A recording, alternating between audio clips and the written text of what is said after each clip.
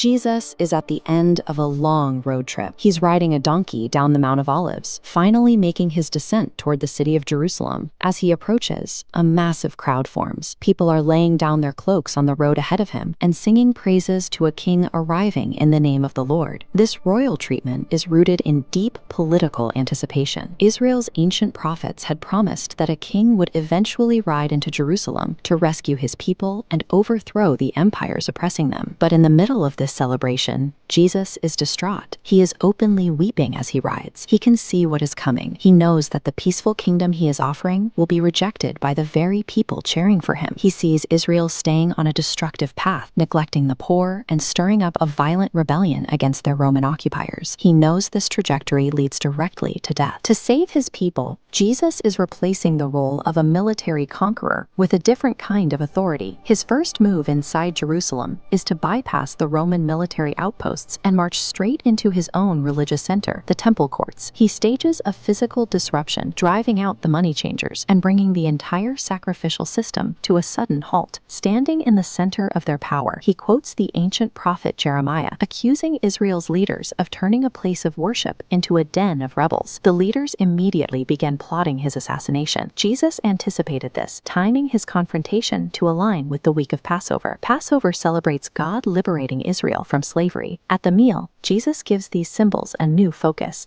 The broken bread represents his own body, about to be broken. The wine is his blood, establishing a new covenant based on his sacrifice, replacing the temple. Jesus uses the timing of the Passover to turn his coming execution into an intentional act of liberation. Later that night in a garden, he wrestles with a profound internal struggle, battling the human instinct to save his own life instead of sacrificing it. He overcomes that temptation and surrenders when religious leaders arrive with temple guards to arrest him. The leaders face a jurisdictional problem. They want him dead, but under Roman occupation, they lack the legal authority to execute anyone without permission from the Roman governor, Pontius Pilate. To get Pilate's approval, they frame this peaceful teacher as a violent rebel king, actively trying to overthrow the Roman emperor. During the interrogation, Pilate realizes Jesus is innocent.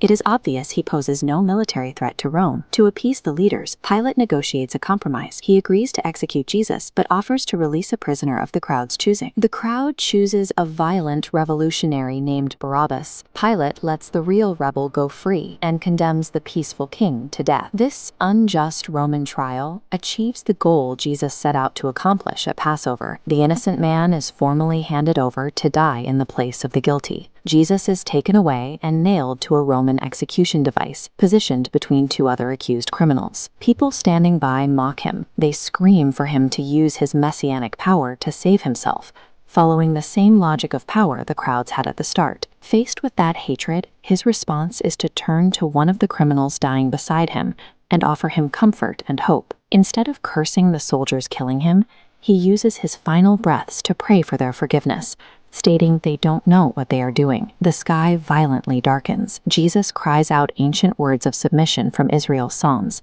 committing his spirit into his Father's hands. And then the promised King of Israel dies, innocent and completely alone. By refusing to save himself and absorbing the violence of his executioners, Jesus broke the cycle of rebellion and retaliation. This sacrifice became the foundation for the new covenant, a kingdom where power is expressed through